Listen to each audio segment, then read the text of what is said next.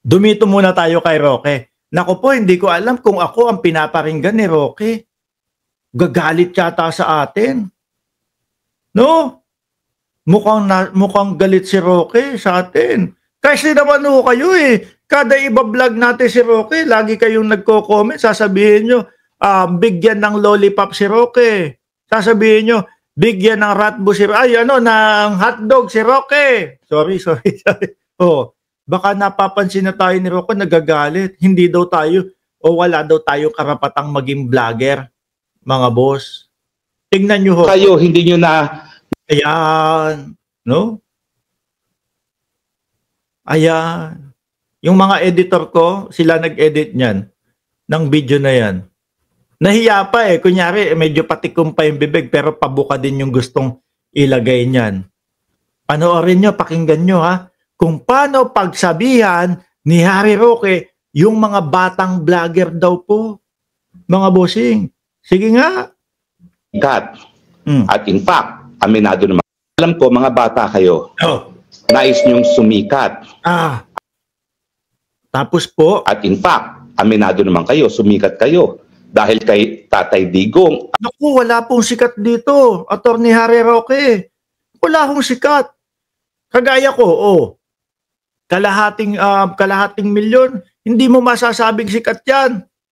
Bakit to, mga kababayan? Meron nga ako mga kilala, 2 milyon, 1 milyon yung kanilang followers. Pero kapag ka nakasalubong mo sa kalsada, hindi pa naman din ganun pinapansin. Yung sa akin, kakarampot lang yan. Siguro pinaparinggan nito si Sangkay. Sangkay, oy! Sangkay dyan! Lagot ka kay Roque! Hey, gusto mo daw sumikat, Sangkay dyan. O ikaw yung pinaparinggan. Kasi ako, hindi naman ho ako sikat, mga kababayan. Kalahating milyon, nako, napakaliit po niyan. No? Parang pagka yung nakasabay nyo ako sa kalsada, parang pare-parehas lang ho tayo. Sabi ni Mood Covers, nanuro hindi si Sangkay na lang kasi si Sangkay talagang 1.5 million yung kaibigan natin na yun eh. Karlampagin ko nga si Sangkay para doon sa Big 5 natin. Umpisahan na ulit. Ano? O, Roque, banat! At sa pagiging vloggers. Pero dapat maintindihan nyo kung gaano kaimportante itong malayang pananalita dahil vloggers kayo. Para sa... Totoo, meron tayong malayang pagsasalita. No? Pero wag tayong aabot o lalagpas doon sa hindi nakatotohanan. Yung malayang pagsasalita natin, hanggang doon lang yon sa lahat ng katotohanan. Wag tayong aabot na, eto si Pangulong Bongbong Marcos adik. Tapos wala namang katotohanan. Di po ba? Kayo dyan sa mga DDS, pati mga senador ninyo, ginagawan lang ng paraan para magkaroon ng issue sa ating presidente. Meron tayong malayang pagsasalita pero wag niyong abusuhin. Hanggang doon lang tayo sa totoo. Doon lang. Di po ba? Wag tayong manira ng tao. Sabi ni Mood Covers, Sir Mark, ikaw yan. Ikaw lang ang bukod tanging nakatutok kay Akla. Hindi, baka si si Sangkay to, si Sangkay. Siya yung 1.5 million tinuturo si Sangkay. Sabihin yung napaka-petty, yung pagsusupil sa karapatan ng malayang pananalita. Walang sinusupil. No, ang sinusupil lang, yung mga gumagawa ng mga fake news. Yun lang. Biruin nyo kayo style nyo. Naku po, ayan na. Madaming kapulisan ang nag-resign dahil kay Bongbong Marcos. Tapos ang katotohanan naman pala, wala naman palang nagre-resign. Tinatakot nyo yung sambayan ng Pilipino? Di ho ba mga bossing? Tinatakot nila yung mga sambayan ng Pilipino po. Tapos kasinungalingan yung sasabihin nyo. Talagang magagalit ang taong bayan yan. Kami naman, ayaw namin ng mga fake newsan. Hindi ubra sa amin yung mga ganun. Di po ba mga bossing? Huwag tayong gagawa ng fake news. Sabi ni Jimmy Sabado, inggit lang sa inyo si Roque, kayo mga pro-admin vlogger, may basehan ang inuulat nyo. Pero yung mga DDS na tulad ni Akla, ni Roque, na mga DDS vlogger, puro fake news na dapat supilin. Mga mapanlin lang daw po. Impeach trial now na forthwith, sabi ni Babylin Ranjit. Mark, may sinasabi si Panelo sa mga DDS. Mamaya meron tayong Panelo dito. Tuloy muna natin si Roque. Roque, banat!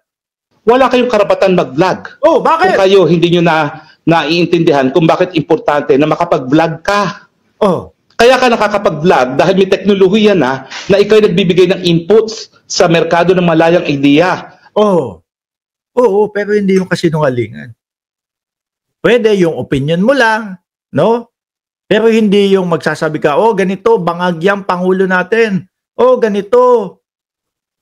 Baka kayo ang walang karapatan na mag-vlog dahil ang ginagawa ninyo, nililin lang ninyo ang mga kaawa-awa nating kababayan. Di po ba? Binibigyan nyo ng maling impormasyon, naninira kayo ng tao. Kayo ang walang karapatang mag-vlog. No? Tayo ho, mga kababayan. Ang lagi ho lang natin ginagawa. Lahat po, ito, aminado ho ako. Lahat po at bawat isa ng vlog natin, galing po sa mga mainstream media. Galing po doon sa malalaking mga channel. Bakit po? Kailangan sigurado tayo kung ano yung ilalabas natin at yung bibigyan natin ng reaksyon Sa kanila ho kasi mga bossing, uso po yung inventuhan ng pagbablog para lang po magkaroon ng views. Sa atin mahirap pong magpa-views mga kababayan. Bakit ho? Kasi sasabihin ng taong bayan, wala, napanood ko na yan Napanood ko na sa ABS-CBN yan. Napanood ko na sa GMA yan. Si Mark naman, re-reactionan lang naman yan Mas malakas kasi ang views, mga kababayan, kapag fake news. Kapag yung mga kasinungalingan, nakita nyo si Maharlika kapag kaya, naglabas. Nandito, nahuli si First Lady Lisa Marcos nakakulong sa LA. Naku, maabot ng 12,000 yung viewers, 10,000. Tapos ang ending ho mga kababayan, yung mga pobre na nanonood sa kanila naniniwala. Asa na po yung ebidensya? Ito, nakita nyo tong pader na to. Nasa likod ng pader na yan, nakakulong si Lisa Marcos. Anak ng tinapa. Naloko na. Di po ba? Naloko na. Binigyan ng ebidensya, pader. Nandun daw nakakulong sa likod ng pader. Di po ba, mga bossing?